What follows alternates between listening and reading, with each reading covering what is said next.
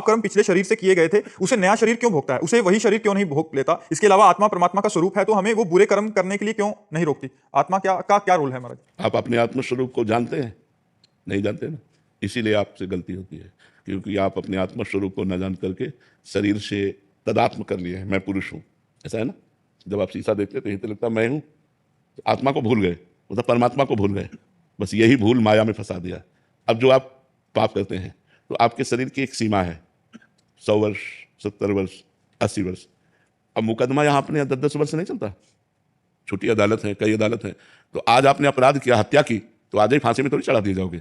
10 वर्ष मुकदमा चलेगा, तो 20 वर्ष मुकदमा चले, इसके बाद उसका निर्णय हो। तो अपनी बड़ी सरकार है, आपने इस योनि में पाप किए और अनेक योनियों में दंड भोगना पड़ेगा, अनेक शरीर धारण करके दंड भोगना पड़ेगा, क्योंकि बड़ी सरकार है ना, अनंत ब्रह्मांडों का हिसाब किताब है ना। तो इसी योनि में दंड नहीं मिलता, इस योनि में खूब आराम से पाप कर लो, आपको जो दंड मिलेगा वो अन्य योनियों में मिलेगा, अगले जन्मों में मिलेगा। अब इस योनि में आपको पुण्य कर लो, उसका फल अभी नहीं मिलेगा, वो आगे मिलेगा। जैसे हमने पूर्व में पाप किए तो अब हमें भोगना पड़ रहा है, पूर्व में पुण्य किए तो वो अब मिल रहा है। लेकिन अब आप कर्म कर रहे हैं और पूर्व का पुण्य चल रहा है, तो चकाचक आनंद है। अब पुण्य कर रहे हैं लेकिन पूर्व पाप चल रहा है, बड़ा दुख, बड़ी परेशानी, बड़ी समस्या है। इसीलिए लोग समझ नहीं पाते कि धर्मात्मा पुरुष दुखी है और पापात्मा सुखी है। इस निर्णय को नहीं समझ, ये हमारा भगवान का कानून है, इसलिए भोगना पड़ता है, अन्य जन्मों में भोगना पड़ता है। यहाँ तक कि भीष्म जी सरसैया पर पड़े हुए हैं, उन्होंने कहा प्रभु इस जन्म की बात किया, मैं 70 जन्मों को देख रहा हूँ, कोई पाप नहीं किया ऐसा जिसके परिणाम से मुझे सरसैया पर 6 महीना लेटना पड़े। तो भगवान ने कहा और आगे बढ़ो, 100 जन्म के बाद आपने पाप किया था। तो इतना हमारे प्रभु की अदालत में थोड़ा रजिस्टर लेट खुलता है, लेकिन जब खुलता है तो राय पाई का हिसाब होता है, वहाँ किसी घूस की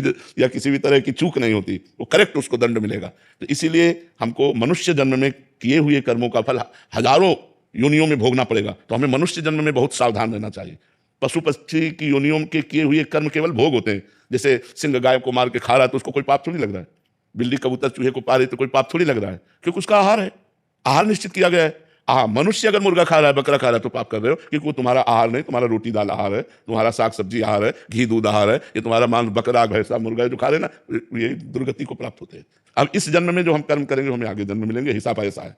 कानून है, अब क्यों है तो सरकारी कानून है कानून है, जहां जैसी व्यवस्था होती है। तो हमारे भगवान का कानून है कि इस जन्म में पाप करोगे तो आपको अनेकों जन्मों में उस पाप का फल भोगना। कुछ ऐसे कर्म भी हैं जिसका इसी जन्म में भुगतान हो जाता है। बहुत भयंकर अपराध, साधु अपराध, साधु अवज्ञा तुरंत भवानी, कर कल्याण अखिल कहानी। अगर संत का अपराध बन गया, वैष्णव का अपराध बन गया, भक्त का अपराध बन गया तो तुरंत लागू हो जाएगा। तो साधु अवज्ञा तुरंत भवानी, महापुरुषों का अपराध कर देने पर तुरंत लागू हो जाता है, वो परेशान हो जाएगा। ये हमने देखा है। तो अभी उस दिन बताया था कि जगदीश्वरानंद के अपने गुरु को जहर दे दिया तो पूरे शरीर में मवाद पड़ गया, फूट फूट कर जब निकले तो चिल्ला चिल्ला कर कहते थे कोई बचा लो, तो कोई न औषधि काम करती ना कुछ, सड़ रहा था, पूरा शरीर सड़ रहा था। तो साधु अवज्ञा तुरंत भवानी, कर कल्याण अखिल कहानी।